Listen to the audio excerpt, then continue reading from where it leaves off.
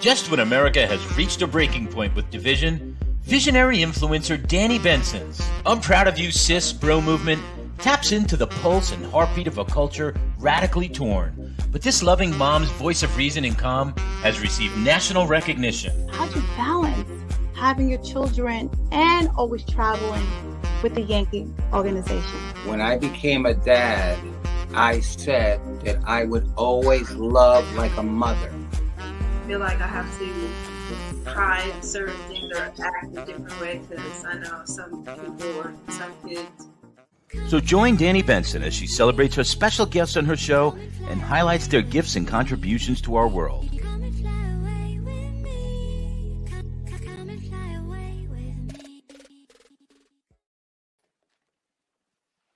Hi, everyone. My name is Danni Benson, host of I'm Proud of You Sis. Thank you for joining and watching this week. I so appreciate everyone's support and love. Please like, share, and follow. I'm Proud of You Sis. And sometimes I'm proud of you, bro. So I don't want to leave the men out because I'm proud of humanity in general. And thank you for joining I'm Proud of You Sis. I just want to say I have an amazing guest. Well, I am an amazing gift. And my guest is an amazing gift also. But I have an amazing guest who is an author in children's books. So I'm excited to have her on. I'm so proud of her. And she is an author of a parenting book called Directed Arrows, 5 Fundamental Principles for Every Parent, with a study guides and 2 children's books called Andy's 5 Arrows and Reagan the Resilient. I mean, it's all about being resilient these days, and we have to build our babies to be resilient for things that are happening that, life is so progressive now and so advanced that, we have to build our babies resilient. We have to build our babies to have the armor they deserve to get ready for the tackles of life, and if we don't armor our babies, that's why I'm so happy about Self-Love Day. I am so for the children. I'm so for the babies, to honor them, to give them armor so they can get ready for what life throws their way. It's all about building their self-esteem, their resiliency, their self-worth very early in life, saying affirmations every day in the mirror so these kids really start believing what they are saying to themselves, because we are in a fragile society now where mental health is on an all-time high.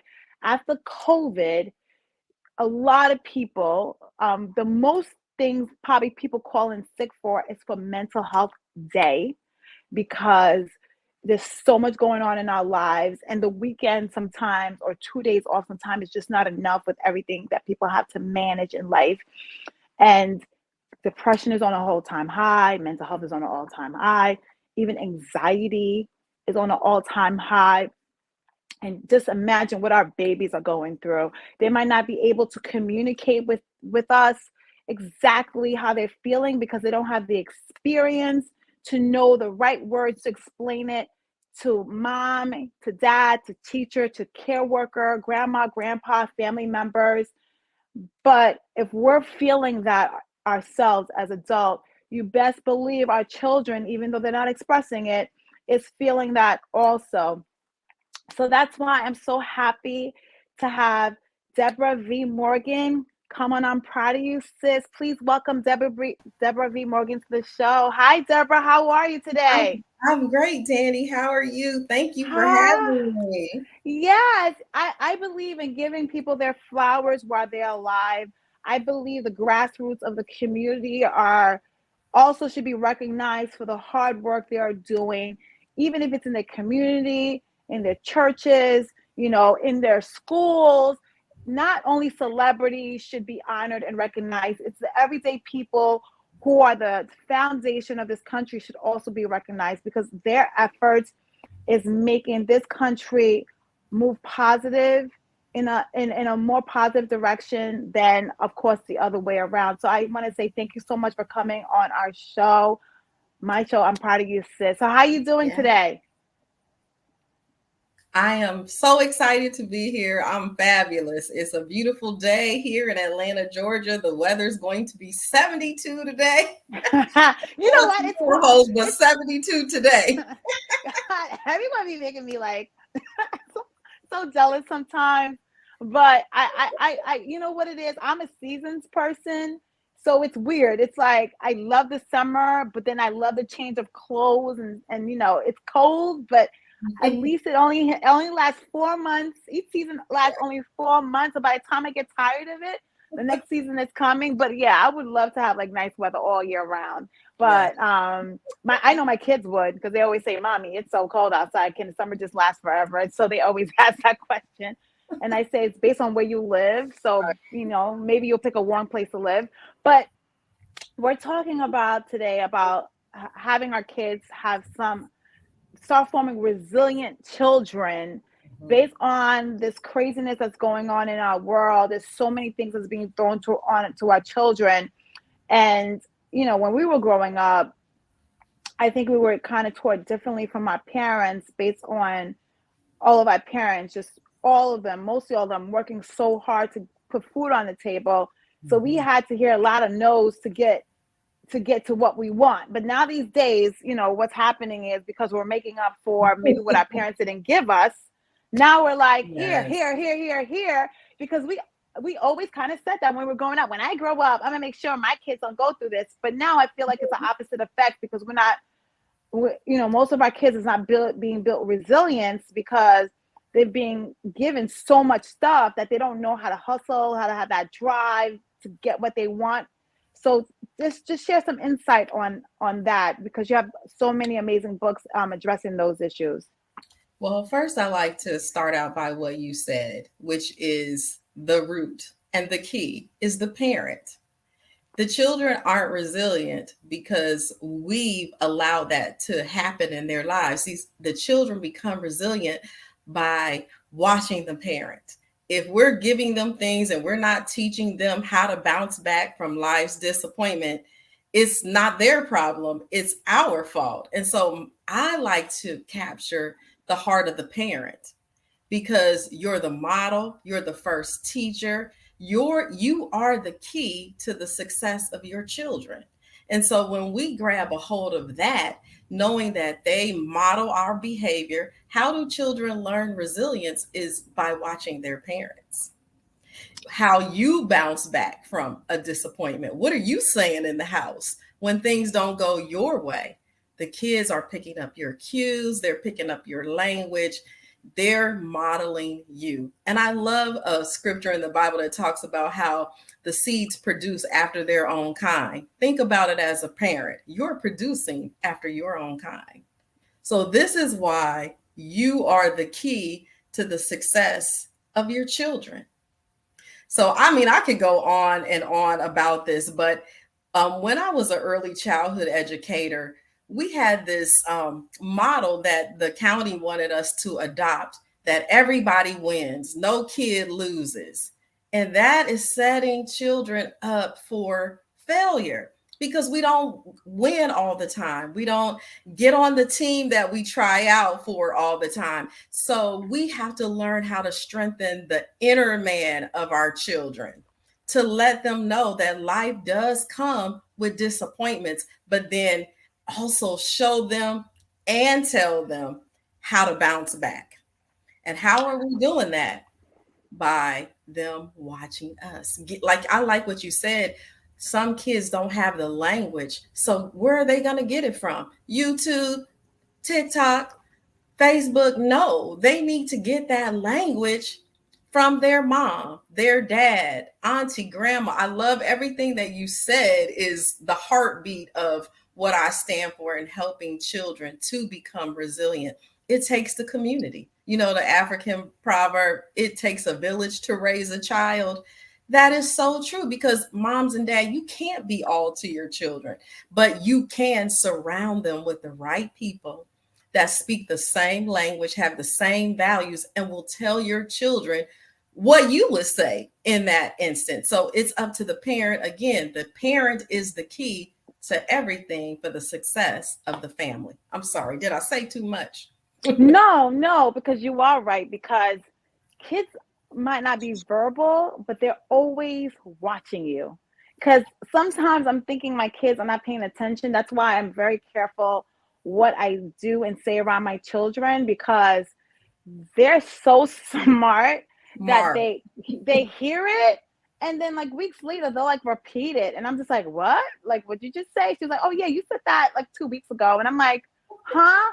So I want parents to be aware the whole terminology is not do as I do, like not do as I say, not as I do. No longer applies to our children in this day and time, because these kids will really check you if you do one thing and then do something different and then say, well, you did this and you're telling me that it's not okay, but you did it, and they will.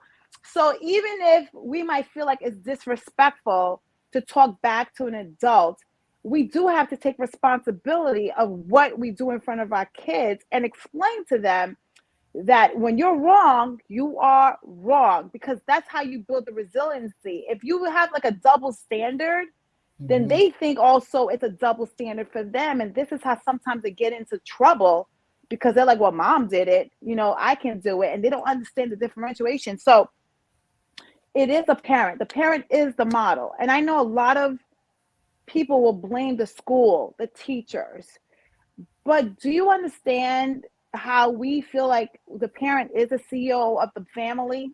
Yes. Like we can't blame the support group of the family. It ends up being the mom or the dad. I mean, everyone else is a supplement, right? Correct. Grandma, grandpa, the school, your pastor, the community. But at the end of the day, accountability all falls down on the parents. Yes. So what can we say to parents in this day and age now to build their resiliency and to make them understand how you react to a situation? Your kids are also seeing that also. Yes. One thing I want to say to parents, because I used to be a parent like this, where you felt you had to be everything 100% for your children, which causes stress in you. And we have to realize we can create a village. And this is what I live by, which has gotten me through all my parenting. I have 3 adult daughters. The oldest is 36. Have middle 32, and the youngest is 28. And I have a village of friends that I've had for 30 years. And what do I mean by the village? Building a group, a network of people who are like-minded, have similar values that you have, that help to support you. Not only were they there physically, like if I couldn't go pick the kids up from school because I had to work late, I have a friend that I trust. These are people that you trust with your life, that they're going to speak the same language and give your children the same answer that you would, And so I used to think that I had to be everything to my children. But then I realized God never intended for me to be everything to them. He put other people in my life to deposit into my children the things that I couldn't, or that I didn't know how. And so to strengthen a parent is to help you understand you're not alone. You don't have to parent alone. I never believed that parenting was meant to be done alone, that it's always been meant to be done in community. Family is community. That's our first community, is our family. And so to strengthen the parent, the very first thing I would say to them is, you don't have to be all. You don't have to do all. Know your giftings, know your children, know what you can pour into them. And then those that, what you don't have, network with other people, and they can give to your children what you can't. And that kind of helps you balance things out, to know that, yes, I'm an amazing parent, and an amazing parent to me is one who can ask for help, one who feels like, I don't have to struggle by myself. I have people that will get in the trenches with me and uphold my arms during difficult times, because we're all going to face, challenging times and in every area of our lives. But how do we get through these times? Is with people who love us, care for us, and are there for us. I have the same village from 30 years ago, and now I'm helping them with their children and grandchildren. But we're so close. We understand each other. We know each other's faults. We know each other's strengths and weaknesses, and we help each other. So I would encourage parents today, you don't have to have 25 people in the village.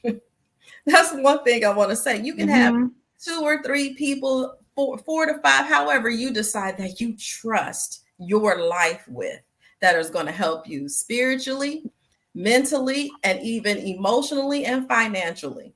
I mean, the village is powerful. And so when you as a parent feel like you're struggling, I'm having a rough day, I can't make it, call that village. Call that person. I need you to come over and rescue me. I have a friend. We used to say we're roostering each other. She's in my village. When I'm going left, okay, it's time for you to rooster me. Rooster me meaning get me back in line. Help me think right. Help me think straight, whatever the issue is. So again, it goes back to community. We need each other. To be a successful parent, know that you don't have to do this alone. Even to the single mother, or single dad, build that network of individuals that can help build you up. So, because that's what I was going to ask you, because when I was, growing up and my siblings were growing up, I saw my parents, they did have the village. The communities were a lot tighter. Like, we knew the neighbors. Like, we used to hang out from 7 in the morning to the sun goes down. My parents were not afraid of where we were, because there was no cell phones back then. Calling us, yes. or tracking us. The rule was, when the lights went down, that was your time to come on the porch. That was your time to be like, come. Yes. And they knew we were on each other's, porches, or because it was a village, because we knew our neighbors. So yes. Our parents felt okay, like letting us go outside, right? Because we trusted the community, because we knew the community, like you said, thought the same way. We trusted. We knew our kids were okay and safe. And also, the community can reprimand your child if they were doing something wrong, and the parents wouldn't go over there and curse their parent out. How dare you? Yes. Back in the day. So, but it's different now. I'm not going to say in a lot of communities, but you tend to just wave at your neighbors now. Hi, how you doing? It's rare that you go to your neighbor's house. It's even more rare that you have your kids play in the streets.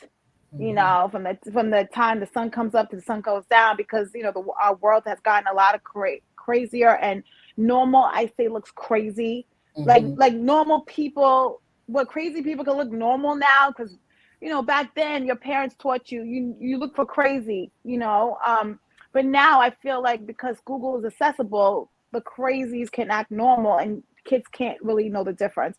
So what do you say to this day and time, where friendships are harder to keep, because of loyalty, social media? We don't really know our neighbors like we used to back in the day, where you could have your kids go to their house, because you don't know what each other houses are doing, and if they have the same moral values as you, because the communication is not there. How do you navigate how things are now? Because not everyone has the village. There's a lot of single mothers and single dads out there that feels overwhelmed, because everyone is busy now. So the fact that, back then we had a little bit more time for family time. Now it's like everyone is ripping and running. So how do we adapt what you're telling us into what's going on right now, presently, for a lot of people who are doing this on their own? Well, I believe it has to be a mindset change. When I say that your village doesn't have to include, like I said, 25 people. That village could be 1 or 2 people that you trust. And so we have to get out of self mode. Our world today, we are so selfish. Like even driving on the road, we know the law says don't be on your cell phone and drive, but yet you see people driving on the freeway. Selfish.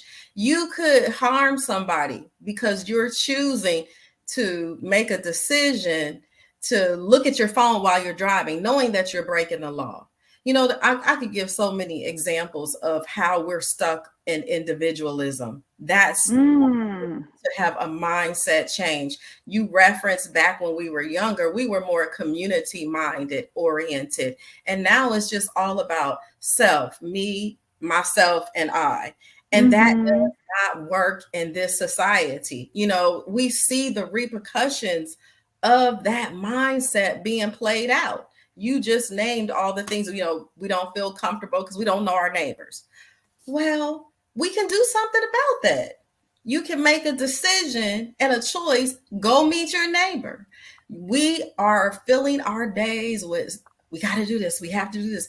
And we're not valuing relationships, people, you know? So it has to be a mindset change and a shift in the way that we're thinking today. We're just focused so much on ourselves, our four and no more. You know, even in some families, people don't get together in families. Why? Why is this happening? Why do we feel more compelled to be on a computer than be in a conversation face to face with somebody that we love, or, you know, a part of our family? And so I think it really goes back to, what do you value? What's important to you? It always goes back to your choice.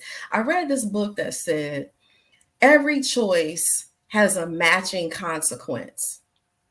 And when you think about it, every choice that we have made as a society to be stuck on self has damaged our relationships.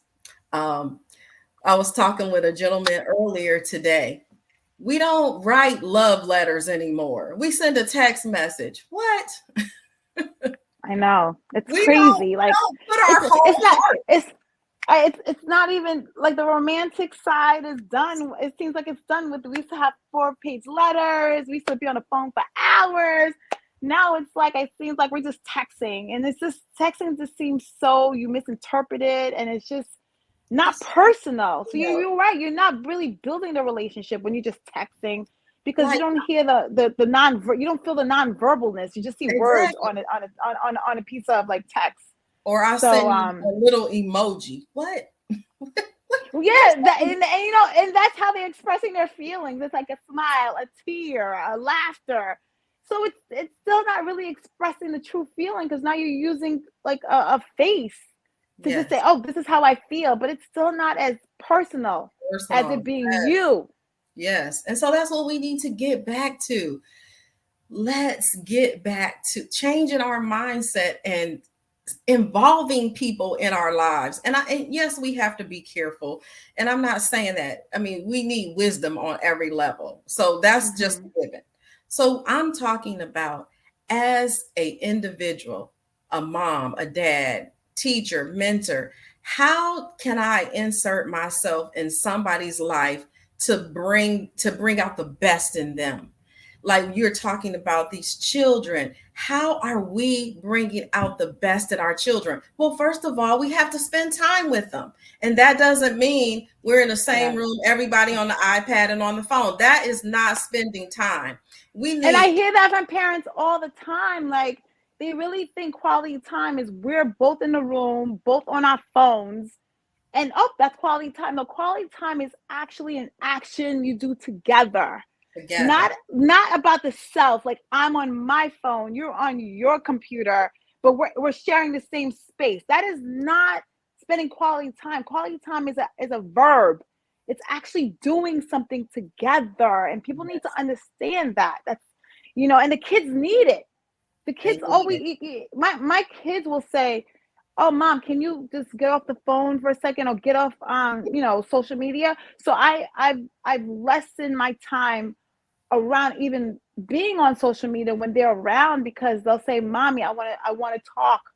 As soon as they say that to me, it's like, okay, that means like we stop everything. what we're doing, and I'm going to now give the quality time my kids need, because if I don't give them the quality time now, when they're teenagers, you know what they're going to say to me? Well, when I wanted to talk to you, Yes. you didn't give me the time. So why you want to talk to me now?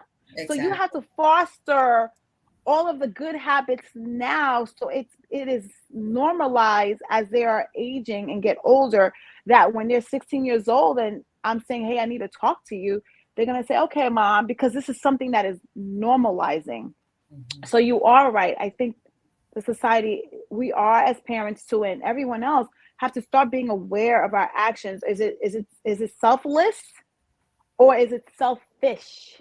Mm-hmm. Good point. You know, you got to start asking your that question, because you are right. A lot of parents feel like because everyone's on an iPad in the same room, that's quality time.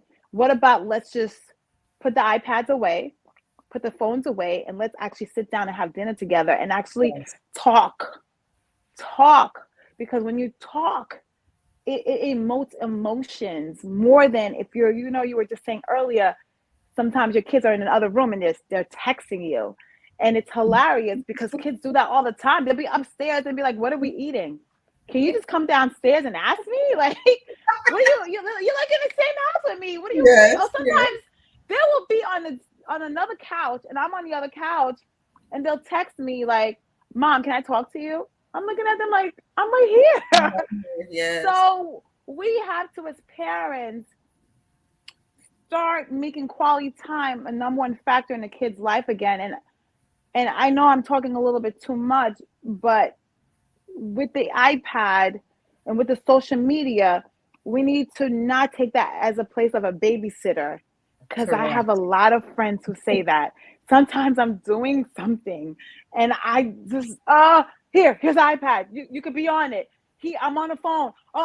So we have to start not having anxiety of like throwing the iPad as a solution to babysitting our kids so we could get something done. We have to find a more positive way.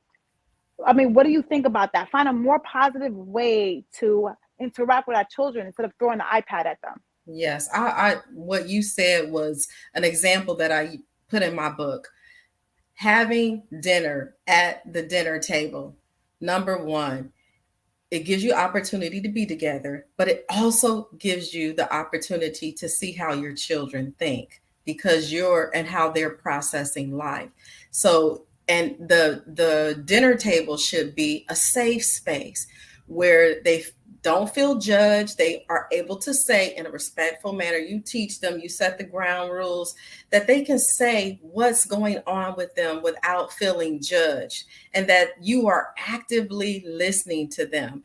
You get to hear how they process life. You get to hear the depths of their heart while you're eating dinner, because, you know, if you sit down and say, okay, tell me what's going on in your life, they're going to close down. But if we're just eating dinner and, you know, everybody's passed the rolls and then, so what happened in school today? So you're listening, but you're not making them feel judged or in the spotlight, because sometimes a lot of kids like the spotlight, but some don't. But the dinner table is a place where you can learn about your children and create. And I just want to say, you know, we only have a limited amount of time to capture them.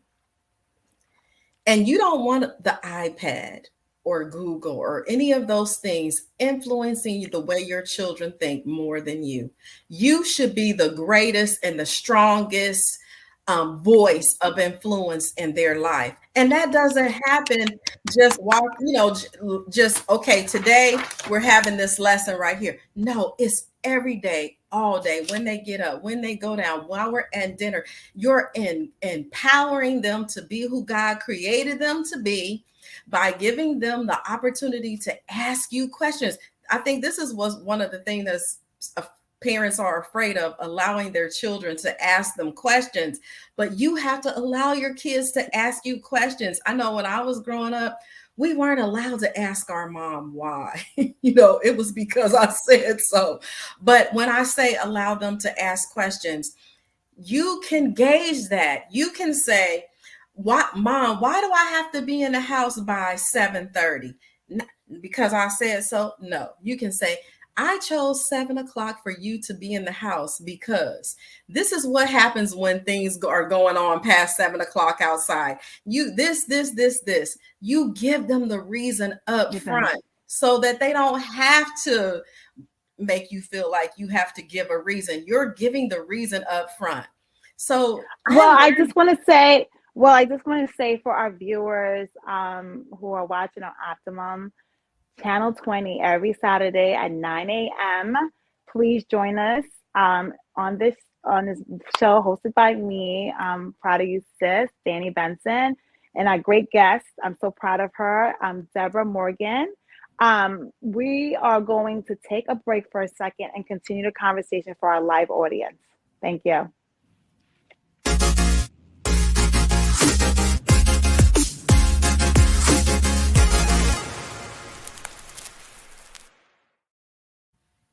Hi. Okay, so let's continue what you were saying because it was very profound. I know, I just get so passionate about that. No, I get passionate too because I know what you're saying, but help parents out a little bit because you're so knowledgeable in this topic of what you were saying. Well, as a parent, I learned that it's okay to tell your children, I'm sorry, that I did the best that I could with the knowledge that I had at that time. Like I said, I have 3 adult daughters, and this is why the community is so important because we can learn from each other. So I wrote this book to share my experience. As a young mother, I was a mother at 22.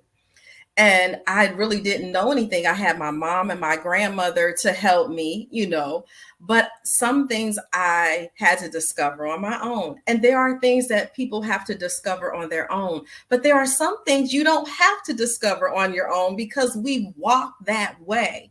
And so realizing to be the voice of reason for my children when they're young, answering their questions, giving them that safe space to come share anything they want with me. I learned that lesson early on as a parent. And now today, my adult daughters trust me enough to ask me questions, tell me things. They're not going to tell you everything, but they trust me enough to tell me what's going on in their lives. And for those that are adult, have children, and they're of adult parents, I say, when your kids, your adult children invite you into something, that's when you say something. If they don't invite you in, you just stay in the background praying. But the moment they invite you in, so Mom, what do you think about this? Then that helps them understand. You asked me, so whatever I present to you, you're willing to hear because you've invited me in. So I'm saying that when your children are young, you teach them that what they think matters to you. Their friends matter to you. So you're building this up from children, teenagers, to when they get to adults. So they feel comfortable in that teenage error. Oh my gosh, you're gonna feel like we are enemies because they want to go this way and you're trying to train. So it starts when they're young. You only have a small amount of time to capture that. So capture it. That's what I would say to parents. Those days of forming, guiding, shaping are a limited time. When you miss that opportunity, it's not that you can't get back, but it's going to be much more harder to do it when they're teenagers. If you haven't taken the time when they're young to you have to invest in your children. And what my question to the listening audience, what are you willing to invest in your children? What are you willing to invest in your family? And it's not just money. Yes, you have to invest money, but you have to invest you. You are the greatest gift. When you started this session off, when you said a gift, you are the greatest gift that your children will ever receive. Why? Because everything you are, they're watching, they're listening. I love what you said about that. I even want to take it to those nonverbal cues. They're watching. They are watching those. My kids watch everything. Yes. No, I get it. And then I have one of them who is very inquisitive, and she'll be like, well, Mommy, you did this, so why can't I? And the whole thing about, I have to explain, I'm an adult, you're a child. There's a time and a place that you can do those things. But right now you're learning the building blocks of doing, of you learning like step by step. So it's, and you are so right. And I know it's so hard for parents to invest their time now in the days of, we have to work so much and so much activities going on. But you know what I have to say? Our parents, I don't even know. Do you think our parents invested in us? I mean, is it hypocritical to say? Because back then they had one job, two jobs. I remember doing homework by myself. My parents didn't really help me out. What happened that was different back then than now with the investment part? Because you'll hear some people say, well, my parents were working so much, I never invested time in me, and I still turned out good. So what do you think was the difference 20, 30, 40, 50 years ago as opposed to right now when it comes to children? I'm going to go back to, it was the community, the very thing that you said when we started out. The community helped take care of when the latchkey kid, grandma, we lived in proximity to each other, to our neighbors, our aunts, our uncles, cousins. We had a strong bond with the neighbor next door who would let you in if you, who had a key to your house if your children forgot the key. So I think the times were different because the community was invested in everybody. Right. You're right. So that's why when my mom had to work, my aunts would pick us up, or we would go to my grandmother's house. I'm with you. Sometimes I remember, like, where was my mother when I was doing my homework? But then I remember, oh, my cousin was helping me. So we have more family support. And now, we are more there's nothing wrong with, we have to work because we need money to pay bills and I get it. But we have to come to a point, what I said before, we only have a small amount of time to capture a small window. Our world is not like it was 20, 30 years ago. So we have already identified the community support is different. A lot of things are different. So parents, I'm saying to you, whatever time you have, make the most of it. Don't allow TV, iPads, video games, movies to capture the heart of your children. When you do have some time, we make time for things that are valuable to us. I'm sorry, we do. And our kids should be as valuable, more valuable, because these are the kids that's going to be entering the society. Because sometimes I watch these kids and I'm like, who's their parents? Who is parenting these kids? Like, why are they doing the things that they're doing? Just the mindset is just like, wow, like he's 16 years old, he's 15 years old, he's 12 years old, hanging out at 12 in the morning, and everyone goes, where's the parents? Like, what? So I have to say this, our country puts a lot of blame on the parents, and I feel that our country needs to also, companies, just also put time for the parents to be able to parent their children. Yes. A lot of times these companies want you to work so many hours and do so many things. So what happens is it's a blind leading the blind. It's the kids leading the kids, because the parent has to now put so much of their time and effort into work and invest in work. But the companies also have to understand, allow these parents some time to invest in their children. Yes. Sometimes parents, it's hard for them to take a day off just to be part of their children's lives in school, or go to a parent-teacher meeting. It's the question of, well, you have to do work first. In order for our society to become a society of community again, which I feel is lacking, and our kids are running amok in the street because parents are constantly working, and it's everyone that's working now. It's not just, there's people staying at home. It's everyone that has to make a living to survive. So who is guiding these children while everyone is working? It's other children, and sometimes other kids who lack the guidance of their parents is leading your kids. So Yeah. even though sometimes they know the right thing to do, I think it's easier to do something negative than to do something that's positive.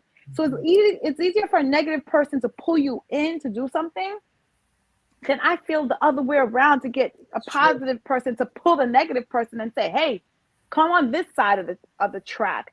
So I think our country needs to realize that. That's why I honestly like the balance of some parents remote working. Yeah. I think that's one of the best things that happened in COVID. And I know some corporate companies don't like that, but you know what? During the week, there has to be one day the parent is home to supervise, especially if they have their children.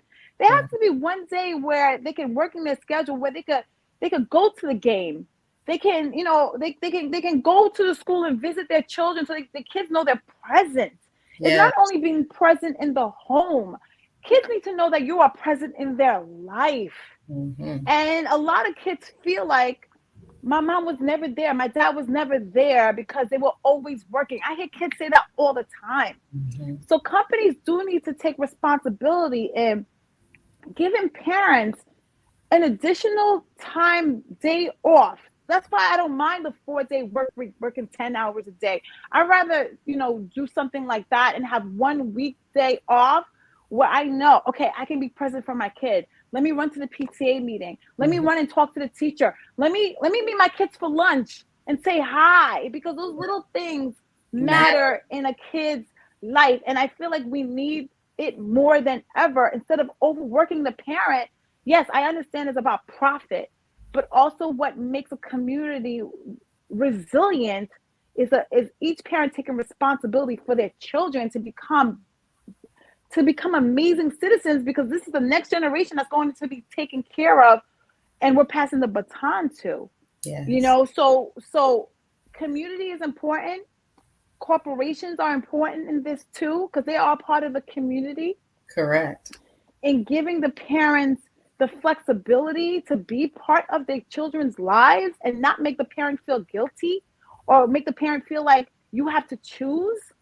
Okay, you're either coming to work, or that's insane. And that's why I had to express this because I feel so passionate about it. Yes. A lot of parents do want to be present in their kid's life, but it's like they don't really have a choice, because it seems like work and corporations feel like the parents should be here more than they should be active in their kid's life. And having Saturday or Sunday off is not that time. You're running around 2 days. It's really like a day and a half you have, because those are your days off. And your kids are in the car with you, but you still not spending quality time. Like you're going from one place to the other. Right. Like you're going. And then I love when we used to have Sundays off, because that forced the family to actually be together. Yes. You remember like a lot of things were closed on Sundays, like growing up. Yes. There wouldn't be that many places that were open on Sundays, because they said, okay, Sunday was family day. Sunday is a day that maybe you go to church, maybe you have dinner together, maybe you commute. Like the community came together, and they didn't have the responsibility of working because everyone had that day off. Yes. Right? Yes. Correct. Now it's profit now. Like that's why I was so saddened when they had Thanksgiving. They were thank God they changed it, but Thanksgiving companies were open for Thanksgiving. I was like, why? It's crazy. Yes. The one day that this person could be with their family, you're forcing them to go to work for profit. Like, so I'm happy they changed it back. So how do you feel? How do you think we can all work together as a community, corporations, small businesses, schools, to help understand that we are all in this together? The products of our children, we are all responsible for, because it can't just be work, profit. We also have to have that quality time to be with our children and not be sick. Like I have to call in sick just so I can spend time with my children. That is ridiculous. It is. So what do you think in this society now that we can tell the parents how to manage trying to be there for both things that are important in their lives? Well, one thing you brought out, which, corporations should really understand, it's hard for them per se to find quality people.